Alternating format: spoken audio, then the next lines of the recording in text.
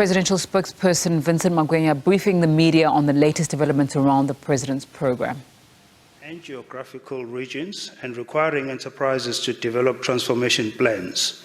The bill amends the Employment Equity Act of 1998, Act number 55 of 1998, with new measures to promote diversity and equality in the workplace. Among its key provisions, the amendment bill empowers the Minister of Employment and Labour to set employment equity targets for economic sectors as well as regions where transformation is lagging. The amendment bill also empowers the Minister of Employment and Labour to regulate compliance criteria to issue compliance certificates as per Section 53 of the Employment Equity Act. The Amendment Act allows the Minister of Employment and Labour to set regional targets, given that racial diversity in South Africa often has regional differences.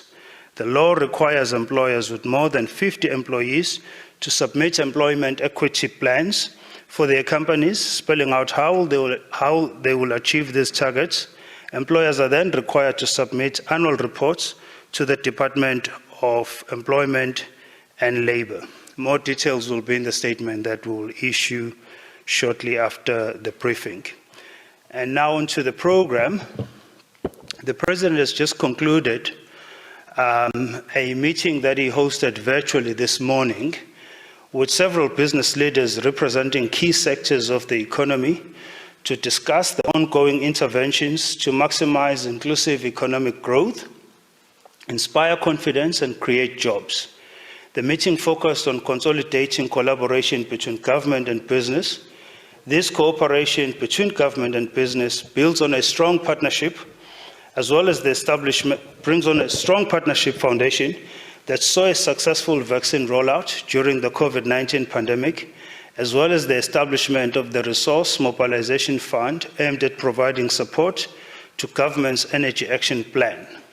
The President has agreed with business that there is a need for an acceleration to the resolution of challenges impacting key economic enablers, namely energy, transport, and logistics, and crime and corruption.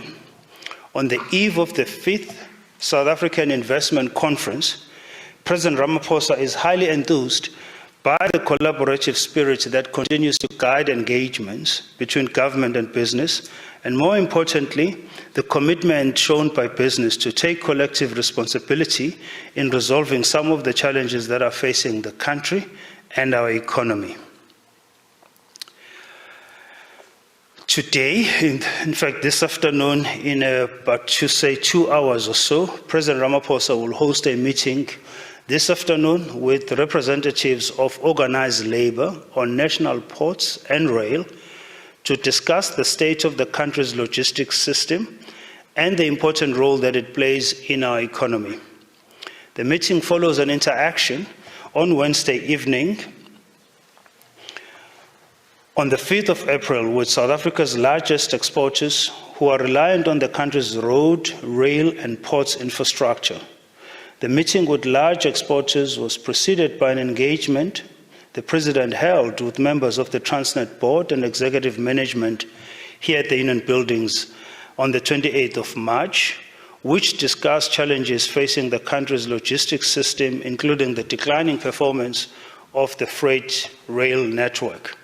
Following these engagements, the President has been considering a set of measures that will add impetus to the work that is currently underway to improve rail and port efficiencies and in line with the government policy direction for the freight transport sector in the White Paper on National Rail Policy and in legislation such as the National Ports Act and the Economic Regulation of Transport Bill that is currently before Parliament. The President's meeting with organized labor this afternoon will further concretize a collaborative effort that will be coordinated from the Presidency.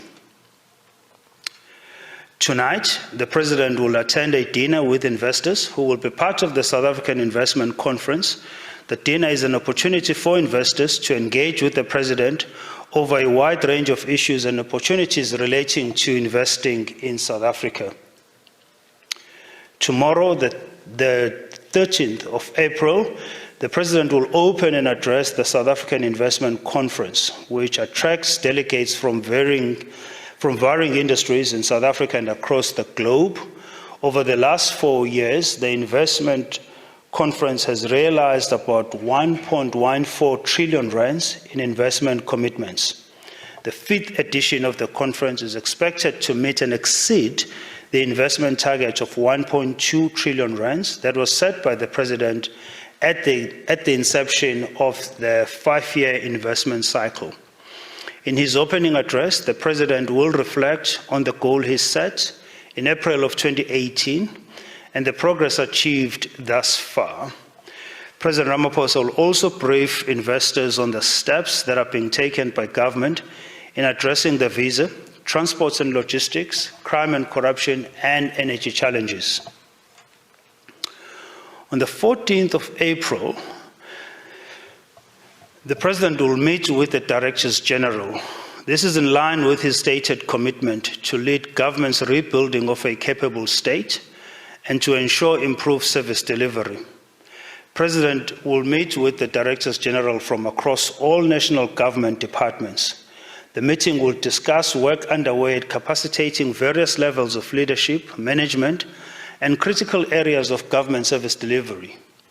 The acceleration of the President's priorities, as outlined in his 2023 SONA address, will also form part of the discussions. On Sunday, the 16th of April, President Ramaphosa will deliver the keynote address at the Africa Continental Free Trade Area Business Forum in Cape Town, which will be held under the theme Acceleration of the Implementation of the Africa Continental Free Trade Agreement. The AFTA Business Forum is intended to raise awareness about potential trade and investment opportunities that the African market presents in a range of labor-intensive and industrial sectors such as agriculture, automotive, pharmaceuticals, transport and logistics, amongst others. The forum will discuss a number of themes, such as the economic potential of the one African market, the challenges and especially the opportunities for trade, as well as how to increase intra-Africa trade to accelerate economic growth through industrialization and job creation. The forum will also explore the kind of policy tools that are required to establish or grow Africa's manufacturing and industrialization to increase value addition in the AFTA-focused value chains, such as agriculture, pharmaceuticals, textile and clothing, mining, amongst others. On the 18th of April, the President will meet with the Steel and Engineering Industries Federation of Southern Africa, SIFSA. This is in line with the President's SONA 2023 commitment to hold a series of sectorial engagements. The President will meet with the leadership of SIFSA. The purpose of the meeting is to open channels of dialogue between the President's office and this strategic sector of the economy. It is the first direct engagement between a South African head of state and this sector since SIFSA's formation almost 80 years ago. President Ramaphosa appreciates the metals and engineering sector as an integral part of the global and domestic economy. The sector is a vital supplier of inputs into major sectors such as mining, the automotive sector, the construction, and other manufacturing sub-industries. SABC is a federation represents 18 employer organizations who collectively represent in excess of 1,250 companies that employ approximately 170,000 employees. On the 18th of April, on the same day as the meeting with SIFSA, the President will host the winners of the Presidential SMME and Cooperative Awards to encourage public and private partnership. The Department of Small Business Development hosted the inaugural National Presidential SMME and Cooperative Awards, as well as the SMME and Cooperative Summit in November last year, with the aim of cultivating an enabling environment for the development and nurturing of innovative ideas and best practice across the whole spectrum of small business development in the country. More than 8,000 submissions were received, and there were over 4,000 confirmed nominations, and a total of 13 winners were awarded. Then on the 19th of April, President Ramaphosa will meet with the Presidential Climate Commission during a special sitting of the Commission attended by all its commissioners, including government ministers that are deployed to the Commission. The Commission will present its recommendations to the President following consultations on the electricity plan and the Just Energy Transition Investment Plan. In November last year, President Ramaphosa briefed the Presidential Climate Commission on the Just Energy Transition Investment Plan and requested the Commission to consult stakeholders on the plan and prepare recommendations that will be considered by the President and the government. The Commission has consulted widely with stakeholders and prepared recommendations on how to factor the carbon constraint into electricity planning, including short-term measures to address the power generation crisis. Colleagues, we then have a series of events from the 20th of April till the 28th of the month, which we will include in the statement, but we will provide more details closer to the time. And those events are namely the incoming Namibian state visit, which is on the 20th. On the 25th of April, the President will host a working visit by the President of the Republic of Finland, President S.V. Niinisto. On the 27th of April, the President will address Freedom Day celebrations in Klerksdorp, Northwest Province. And on the 28th of April, the President will confer national orders at the Sefako Makgatho Presidential Guest House. We'll provide more details on those events closer to the time, but I thought it was important to just outline them for your planning purposes. Thank you, colleagues. I'll be happy to take questions. Samgelo. Samgelo had his hand first.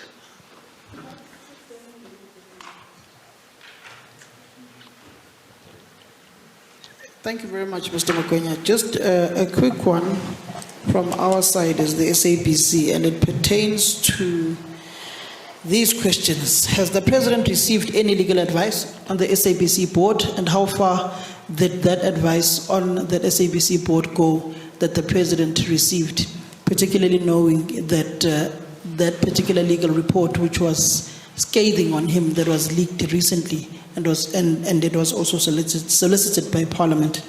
And then secondly, when is the special envoy that the President is sending to the United States, when are they going? Who are those individuals that are on that special envoy?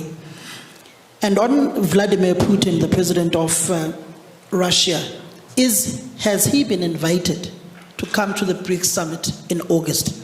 And what will be the main business of the envoy that is going to the United States? Is it going to soothe over and speak on behalf of South Africa to allow President Vladimir Putin to come to South Africa, and for South Africa to try and seek some sort of reprieve from complying with the statute of the ICC of arresting President Vladimir Putin? Then lastly, on the President, on the investment summit.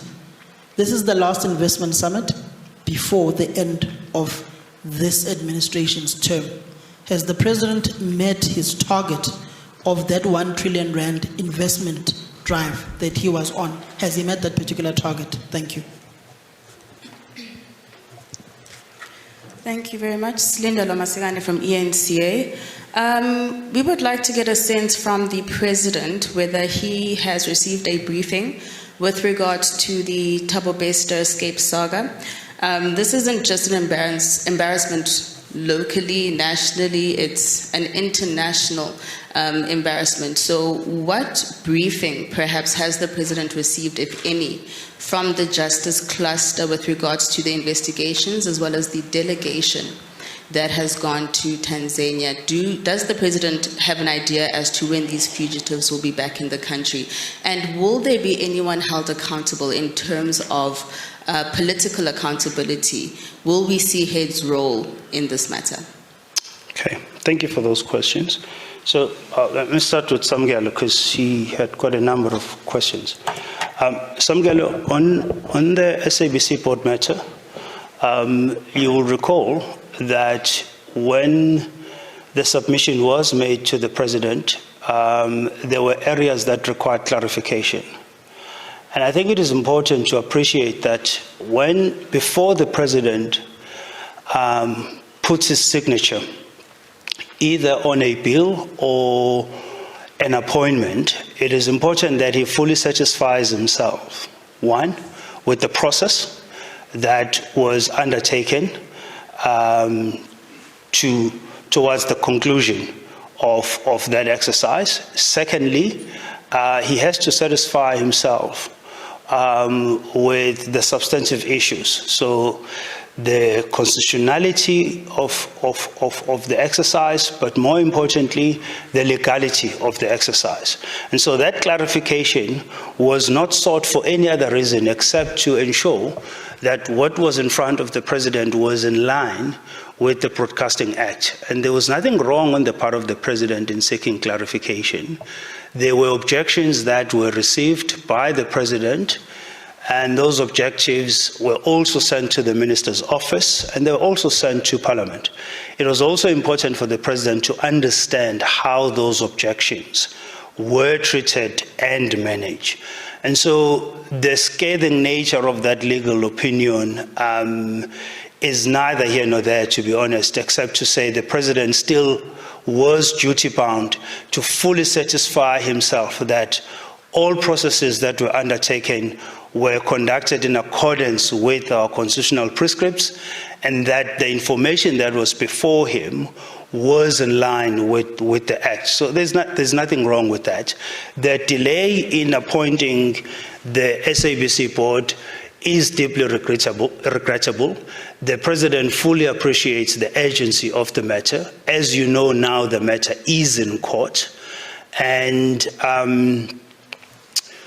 the president is hoping that sooner or later there will be a resolution of some sort to this matter for the sake of the SABC and its stability, but also for the sake of our own constitutional democracy, which the SABC is an important pillar of. The US envoy, President Putin attending the BRICS summit. So I think it's important that we characterize political, trade, and diplomatic relationships properly. The United States is a major trading partner to South Africa. One such trade mechanism is the AGOA Act, which you will be aware of. And on the normal course of maintaining these trade, political, and diplomatic relationships, there are a number of interactions that take place at various levels between the two countries. There has been somewhat an exaggeration of this pending engagement that is going to be led by Deputy Minister Bottas, which in our view is in line with regular engagements that we hold with all of our trading partners, including the United States. We must desist from a temptation that positions one country as the world's policeman, prosecutor, and judge, which is not the case. With respect to South Africa's position on the Russia-Ukraine conflict, that position is well known and well understood. When President Ramaphosa met with President Biden last year in Washington, this issue was discussed at length. And one of the elements that President Biden appreciated was the fact that South Africa still retained an open line with both parties involved in the dialogue. President Biden then encouraged President Ramaphosa to continue his dialogue with President Putin, as well as President Zelensky, and to continue encouraging parties to find a way to resolve this conflict through negotiations. So that position is well understood by all of South Africa's trade partners who are concerned about this matter. This is an issue that President Ramaphosa discusses with all of his counterparts. The issue was raised during the Ugandan state visit when he hosted President Museveni. Equally, when the president hosted his Tanzanian counterpart, the issue was discussed. It's an issue of major concern to the AU and to the whole continent because of the impact of this conflict. And so when South Africa engages on this conflict, we're not engaging from a position of being apologetic for the stance that we've taken. We engage so as to encourage parties to find a peaceful resolution, to encourage all other interested parties to continue the dialogue with both countries involved. Recently, President Ramaphosa held a call with President Lula of Brazil. And again, this issue was discussed in the context of BRICS, but also in the context of your broader global stability that all leaders seek in this regard. So we shouldn't take this issue and blow it out of proportion that every engagement we have with the United States is over Russia and the Ukraine. We have a very vibrant people-to-people exchange programs. We have a vibrant trade relationship with the United States, and that relationship has to be maintained on an ongoing basis. Therefore, an exchange of deputy ministers or officials at various levels shouldn't signal some sort of escalated engagement that is out of the ordinary. It's within that context. Of course, the US and other partners will continue to raise this issue, as they should, raise the issue, and we will continue doing our part, not only in explaining our position, but in encouraging both parties in the conflict to find a peaceful resolution. The president has said numerous times that guns will not resolve the issues in dispute. It will only be through negotiations that we will see the end to the conflict. With respect to the invitation to President Putin, it's a BRICS summit that involves heads of state. So naturally, all heads of states will be expected to attend the summit. But now we have a spanner in the works in the form of this ICC warrant. So what that dictates is that there be further engagements in terms of how the summit is going to be managed, and those engagements are underway. And once they've been concluded, the necessary announcements will be made. I don't want to preempt the outcome of those engagements.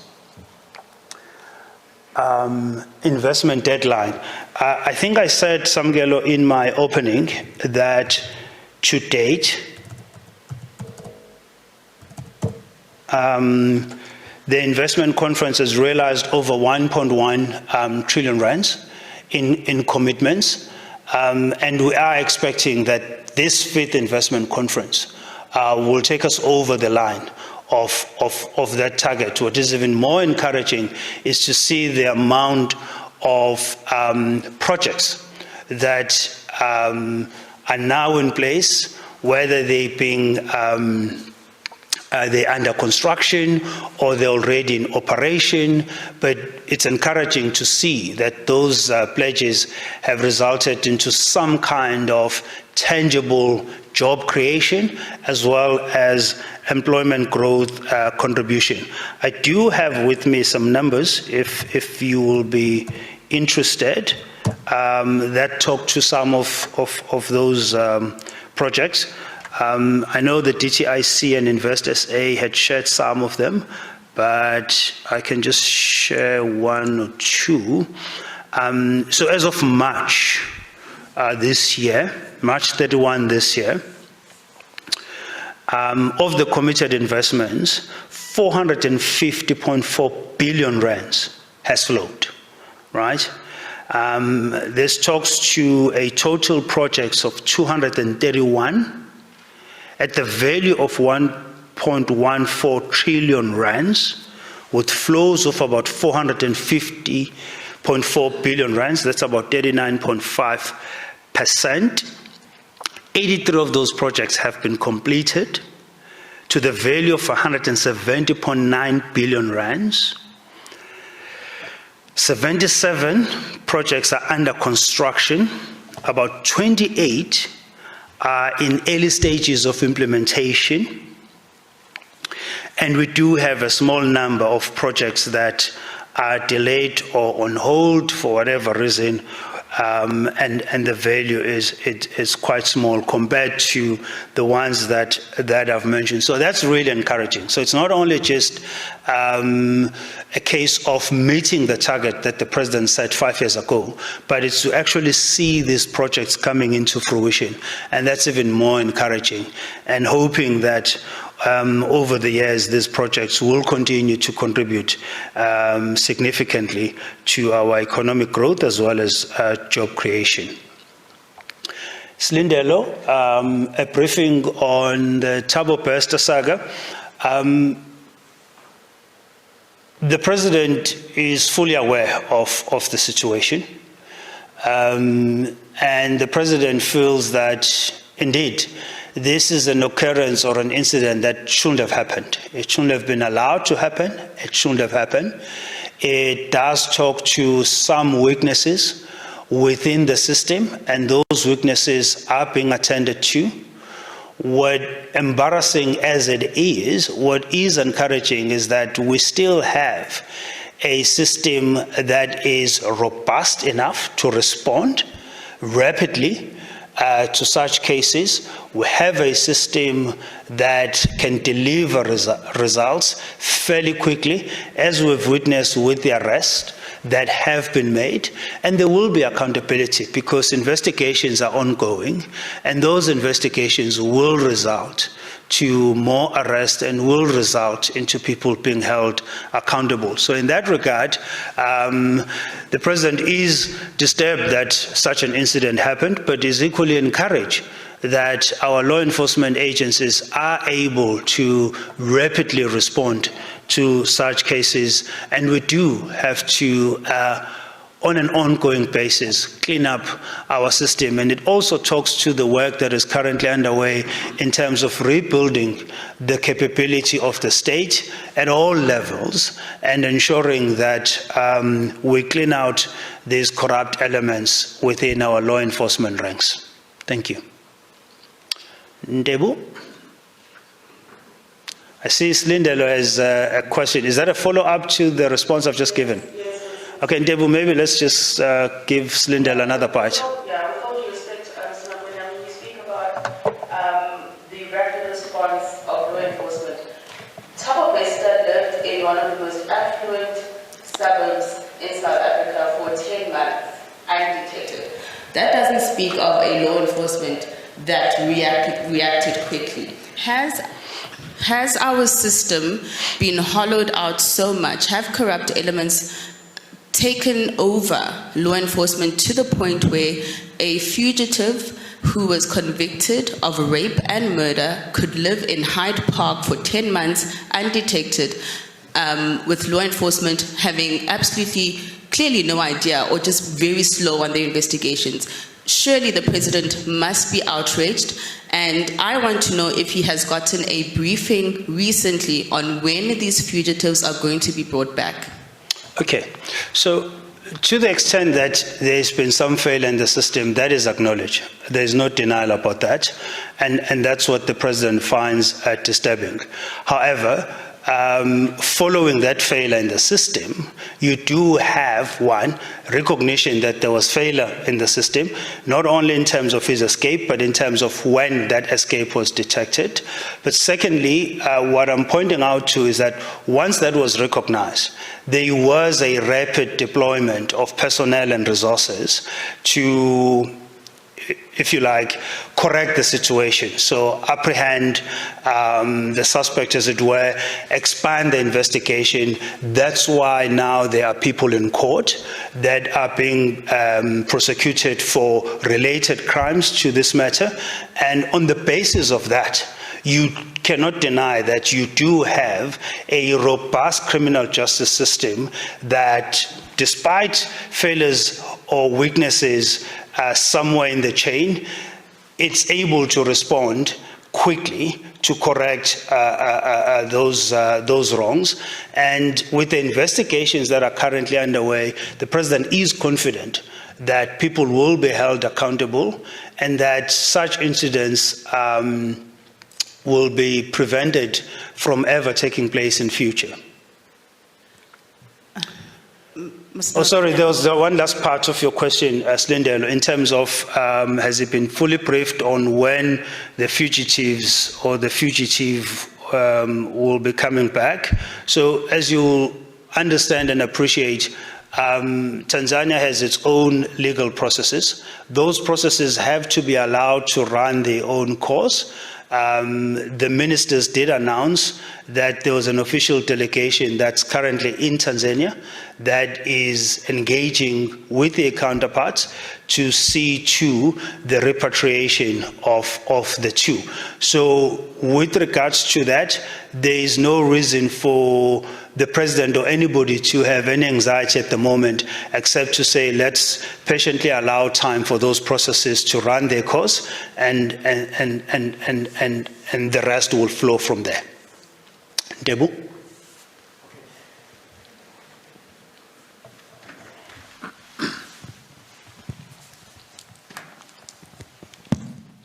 Thanks.